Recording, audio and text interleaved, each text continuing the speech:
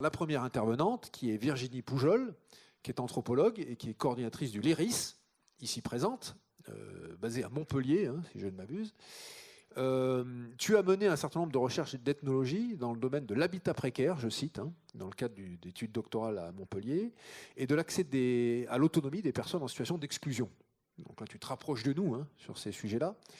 Tu es aussi une spécialiste et enseignante sur l'éducation populaire. Là aussi, ça se rapproche des questions, on le verra tout à l'heure, de comment agir. Et depuis 2006, tu as travaillé sur les questions de jeunesse et d'éducation au sein du LERIS, qui est un laboratoire privé, c'est ça, associatif, de recherche et d'intervention. Et tu en es la directrice depuis 2012. Voilà. Dans ce cadre-là, on a commencé à travailler ensemble. Voilà, je me souviens qu'on s'est rencontrés, on a dit tiens, il y a des trucs à faire, et tu as pu commencer à accompagner des jardins de cocagne, notamment sur les tiers-lieux, on y reviendra tout à l'heure. Voilà, donc je voulais te laisser la parole maintenant pour que tu nous dises un peu, une fois que le tableau a été planté ici, comment peux-tu définir, comment tu peux définir cette thématique de l'émancipation, est-ce qu'elle peut être définie, quelle est la marche à suivre, si je puis dire, d'un point de vue théorique, comment s'en saisir pour commencer à structurer notre pensée et notre action. Parce qu'au réseau Coca, on dit souvent que l'action précède la réflexion. On commence à faire les choses et on réfléchit ensuite. A priori, c'est plutôt le bon ordre, parce que ça fonctionne plutôt bien, mais au bout d'un moment, il faut quand même, à nouveau, avoir des éléments de réflexion sur notre action. Je te laisse la parole, donc. Oui, c'est quand même bien d'essayer de penser un peu vers où on veut aller, et on reviendra sur l'utopie, sur le rêve dont on a parlé ce matin.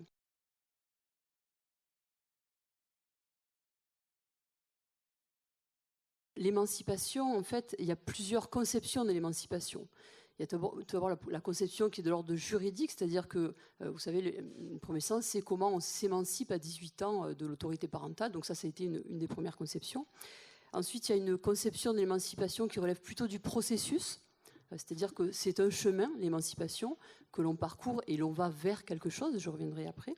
Et justement, l'émancipation est aussi vue comme une perspective vers laquelle il faut tendre. Et donc, il va guider l'action, qui va être un horizon pratique vers lequel on va critiquer l'ordre social existant pour aller vers un idéal souhaité. Alors, tout d'abord, une première définition de l'émancipation, c'est l'action de s'affranchir, de s'affranchir d'une domination ou d'une servitude. Christian Morel disait aussi, c'est sortir de la place qui a été assignée par le genre, la situation sociale. Donc c'est un processus de libération. Sortir de la place assignée, je vous invite à retenir cette phrase-là parce qu'on y reviendra dans plusieurs exemples que vous avez évoqués ce matin, où on voit bien comment dans les jardins, on peut permettre, ou pas, justement, de sortir de la place qui a été assignée par la situation sociale, etc. Alors ça, c'est une définition qui est individuelle de l'émancipation, et bien souvent, quand on parle de l'émancipation, on pense au côté individuel. Une émancipation individuelle, c'est un chemin personnel, comme il a dit, comme on l'a dit à plusieurs reprises, où on va, et je reviendrai après sur le processus d'émancipation, où on va se libérer d'une domination.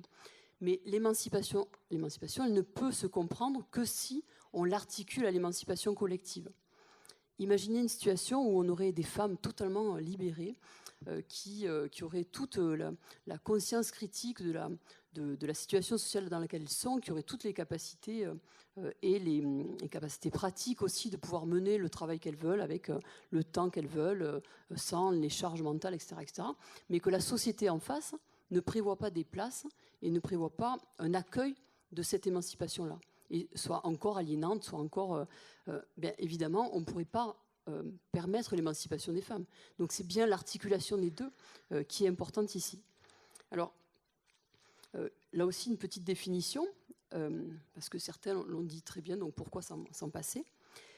L'émancipation a lieu lorsque l'action collective crée de nouveaux idéaux, de nouvelles valeurs, pouvant engendrer de nouvelles normes, et on y reviendra, des nouvelles institutions, de nouvelles manières de vivre ensemble.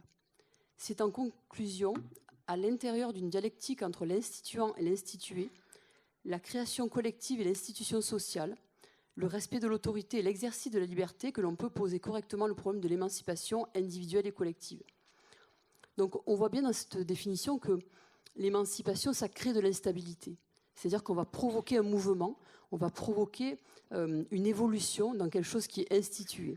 Et bien évidemment, la société n'est pas à l'aise avec ça, n'est pas à l'aise, y compris les institutions, avec le fait de créer du mouvement, parce qu'elles sont aussi garantes d'une forme de stabilité pour la possibilité de vivre ensemble. Donc, faire le pari de l'émancipation, notamment collective, c'est se dire comment on va prendre le risque et on va venir titiller, faire des changements, faire des évolutions, et donc créer des instabilités dans la société qui va permettre d'évoluer. Et ça, c'est vraiment important parce que, de toute façon, alors je ne sais plus quand j'y reviendrai ou pas, parce que vous savez, entre le moment où on prépare et le moment où on passe, on rajoute plein de trucs.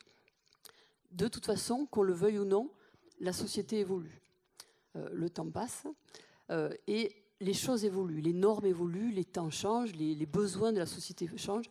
Et donc, quel rôle on peut avoir dans cet accompagnement de l'évolution des normes, des règles, des modes de fonctionnement.